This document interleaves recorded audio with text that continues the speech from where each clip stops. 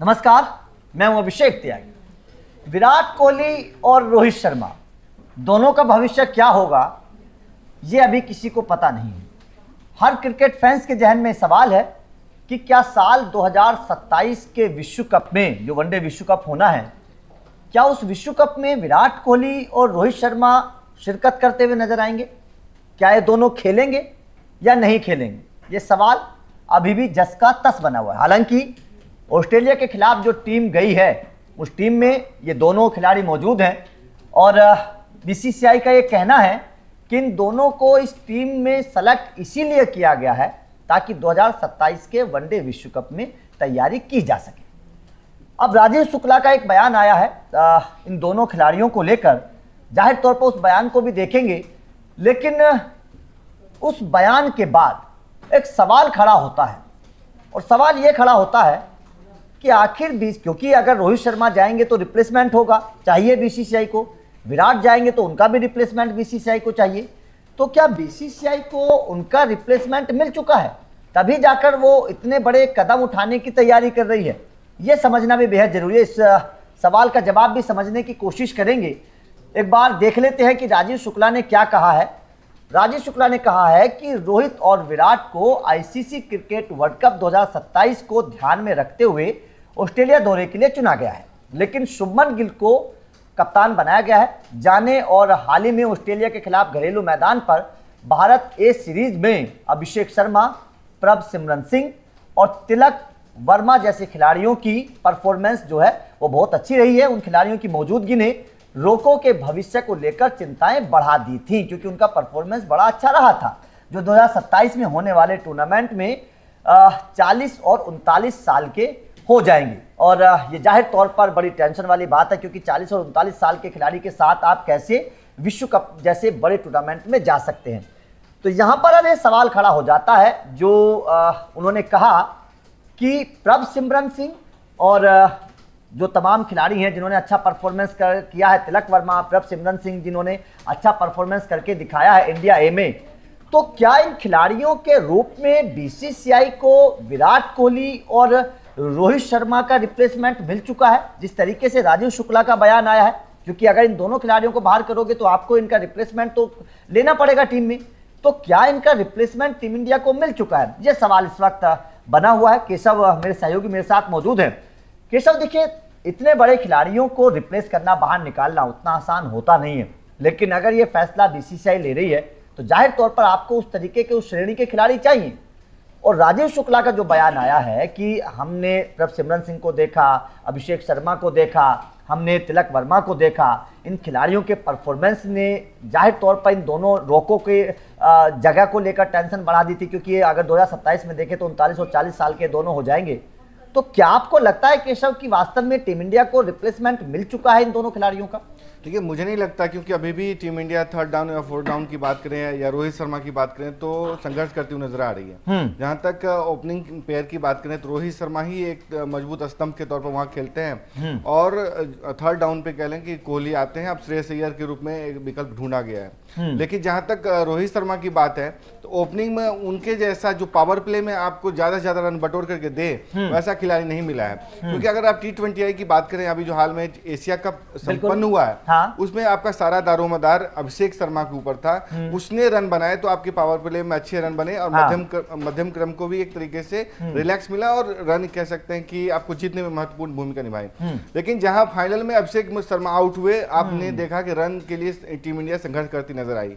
वही कुछ यहाँ भी हो सकता है, क्योंकि रोहित शर्मा जब आते हैं तो आपको रन गति बढ़ा करके देते हैं। चाहे 2023 का वर्ल्ड कप हो, चाहे चैंपियंस ट्रॉफी का बात हो। चैंपियंस ट्रॉफी के फाइनल में भी जो उनका आखिरी कह सकते हैं वनडे है, जो मतलब ऑस्ट्रेलिया सीरीज से पहले, वो उसमें भी वो प्लेयर ऑफ द मैच रहे थे रोहित शर्मा। तो आपको ध्यान रखना होगा कि आप अगर टीम के समीकरण से 2027 के वर्ल्ड कप से पहले छेड़छाड़ करेंगे तो आपके साथ क्या हो सकता है। क्योंकि भारतीय टीम ने 2007 में ये करके देख लिया है, 2019 में करके ये देख लिया है, तमाम ऐसे खिलाड़ियों के साथ छेड़छाड़ की गई थी। अब भारतीय टीम की जर्नी 2007 में किस तरीके से संपन्न हुई थी वो सबको पता है। देखिए केशव, सवाल यहाँ पर ये भी तो है ना, चलिए राजीव शुक्ला बोल रहे हैं कि ठीक है अभिषेक शर्मा का परफॉर्मेंस हमें ऐसा लगा कि ठीक है रोहित शर्मा में दूसरा मिल गया, लेकिन अभिषेक शर्मा को तो रोहित शर्मा बनने में भी बहुत टाइम लगेगा, क्योंकि अभी तो उनकी बल्लेबाजी में वो मैच्योरिटी नजर, ठीक है रन बनाते हैं, पावर प्ले का इस्तेमाल करते हैं, लेकिन रोहित शर्मा जिस मैच्योरिटी के साथ खेलते हैं वो पारी को लंबा ले जाना जानते हैं। उनको पता है कि ओपनर को लंबा अगर 50 ओवर तक जाना है तो किस तरीके से पारी को बिल्ड करना पड़ता है। अभी अभिषेक शर्मा के अंदर वो बात नजर नहीं आ रही। देखिए अभिषेक शर्मा को रोहित शर्मा बनने के लिए उन्हें भी टेस्ट खेलने की पड़ेगी। रोहित शर्मा टेस्ट प्लेयर है, नहीं अक्रॉस द फॉर्मेट प्लेयर हैं। उन्होंने अपने मतलब उनमें इतना कॉन्फिडेंस था, प्रदर्शन इतना अच्छा था, उन्होंने खुद से T20I फॉर्मेट से संन्यास लिया। वो चाहते तो वनडे से संन्यास ले सकते थे, टेस्ट से संन्यास ले सकते थे, लेकिन खुद को T20I में जारी रख सकते थे। लेकिन शॉर्टर फॉर्मेट से उन्होंने संन्यास लिया, जहां पे अभिषेक शर्मा अच्छा कर रहे हैं नो डाउट, लेकिन उनको जब तक टेस्ट में अच्छा नहीं करेंगे ये नहीं कहा जा सकता कि वनडे में भी उतना अच्छा करेंगे, क्योंकि एक पैमाना होता है कि रेड बॉल क्रिकेट जो खेलता है उसी में स्ट्राइक रोटेशन की क्षमता आती है, या मैच्योरिटी लेवल उसका उसी लेवल पे आता है। टेम्परामेंट तो तभी पता चलेगा, तभी पता चलता है। और टीम इंडिया में अभी आप देख लें कि वही खिलाड़ी वनडे में है जो कहीं ना कहीं टेस्ट में भी खेलने लायक माने जाते हैं, क्योंकि T20I के तर्ज पे साई सुदर्शन को भी लाया गया था टेस्ट में। बिल्कुल। उसके बाद उनका क्या हाल हुआ बीजीटी में आपने देखा है, अभी भी वेस्ट इंडीज से सीरीज चल रही है, अब देखना होगा कि मतलब खत्म हुई है, उसमें भी उनका कुछ खास प्रदर्शन नहीं रहा है, एक और जरूर अर्धशतक आया है, लेकिन वो पैमाना नहीं हो सकता कि आप रोहित शर्मा को T20I के आधार पे रिप्लेस कर दो। PSL में आपने देखा कि PSL उन्होंने फैक्टर बनाया कि PSL के आधार पे पाकिस्तानी टीम में एंट्री देते हैं, उनकी तीनों टीम बर्बाद हो गई। तो रोहित शर्मा को निकालने की जल्दबाजी भारी पड़ सकती है। राजीव शुक्ला ऑल्दो ने कंडेम करने की कोशिश की है, खारिज किया है कि इन दोनों कहीं नहीं जा रहे हैं। जब तक रोहित शर्मा को कप्तानी से आपने हटा दिया, लेकिन जब तक वो तय नहीं करते हैं कि उन्हें खेलना ही नहीं है, क्योंकि अगर इन सब विवाद के बाद हो सकता है उनका मन बने कि 2 साल मैं नहीं जाना चाहूंगा, तब तक उनको हटाना इतना आसान नहीं होगा गंभीर के लिए। बिल्कुल केशव, एक बार चलिए आपने उनके परफॉर्मेंस की बात करी, परफॉर्मेंस भी एक बार दिखा देते हैं, ग्राफिक्स के माध्यम से एक बार समझाने की कोशिश करते हैं। रोहित शर्मा वनडे में भारत के चौथे सबसे ज्यादा रन बनाने वाले बल्लेबाज हैं। उन्होंने 273 मैचों में 268 पारियों में 48.76 की औसत से 11,168 रन बनाए हैं, जिनमें 32 शतक हैं, 58 अर्धशतक हैं, 264 उनका सर्वश्रेष्ठ स्कोर है जो आपको पता ही है। इस साल 8 वनडे मैचों में रोहित ने 37.75 की औसत से 10,834 रन बनाए हैं। तो जाहिर तौर पर ये एक बड़ा है। स्ट्राइक रेट से रोहित शर्मा ने 302 रन बनाए हैं, जिसमें एक शतक और एक अर्धशतक शामिल है, और उनका सर्वश्रेष्ठ स्कोर जो है वो 119 है। जाहिर तौर पर अब विराट कोहली को भी देख लेते हैं, क्योंकि विराट कोहली के परफॉर्मेंस की भी बड़ी चर्चा हो रही है, जिस तरीके से विराट कोहली भी खेल रहे हैं। विराट कोहली वनडे में भारत के दूसरे सबसे ज्यादा रन बनाने वाले बैटर हैं। उन्होंने 302 मैचों में 290 पारियों में 57.88 की औसत से ये रन बनाए हैं विराट कोहली की अगर मैं बात करूं, और 93 से ज्यादा के स्ट्राइक रेट से 14,181 रन बनाए हैं, जिसमें 51 शतक और 74 अर्धशतक शामिल हैं। उनका सर्वश्रेष्ठ स्कोर 183 रन है। इस साल 7 वनडे मैचों में कोहली ने 7 पारियों में 45.83 की औसत से 275 रन बनाए हैं, जिनमें उनके नाम 1 शतक और 2 अर्धशतक हैं, और उनका सर्वश्रेष्ठ स्कोर 100 है। तो जाहिर तौर पर अगर मैं दोनों की बात करूं तो दोनों ने बड़ा कमाल किया है।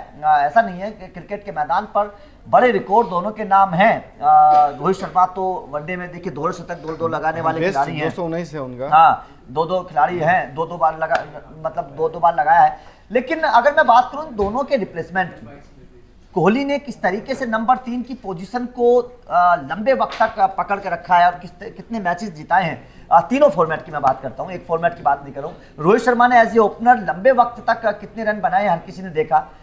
लेकिन तिलक वर्मा की बात हुई है, टीम इंडिया आने वाले भविष्य को लेकर सोच रही है। क्या आपको लगता है कि वो जोड़ी मिल पाएगी जो रोहित शर्मा और विराट कोहली की थी? देखिए संभव नहीं है। आप एशिया कप पे नजर डालें और जो मीडिया कवरेज थी, खास करके पाकिस्तान की बात करें, तो रोहित शर्मा और विराट कोहली की चर्चा हो रही थी।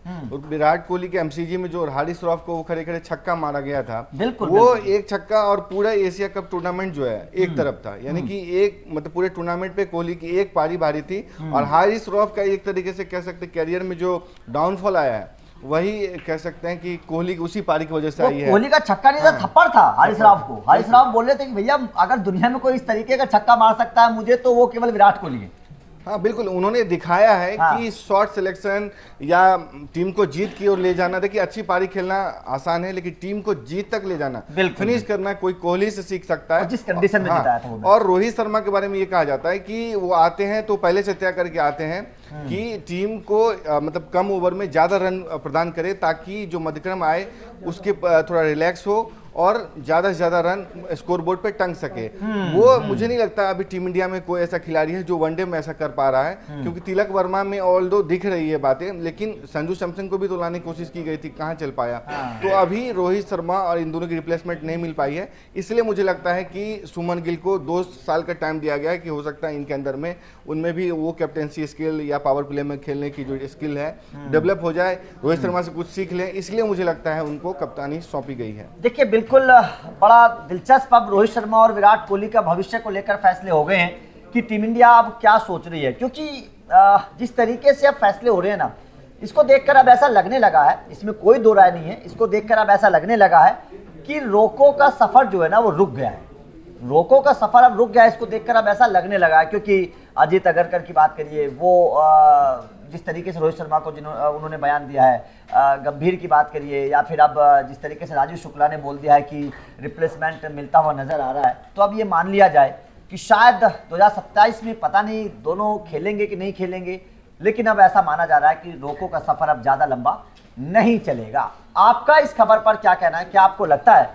कि वास्तव में अब रोहित शर्मा और विराट कोहली को 2027 से पहले खुद रिटायरमेंट ले लेना चाहिए? क्योंकि अगर बाहर होंगे तो थोड़ा सा फैंस को भी झटका लगता है। कमेंट करके अपनी राय जरूर दीजिएगा।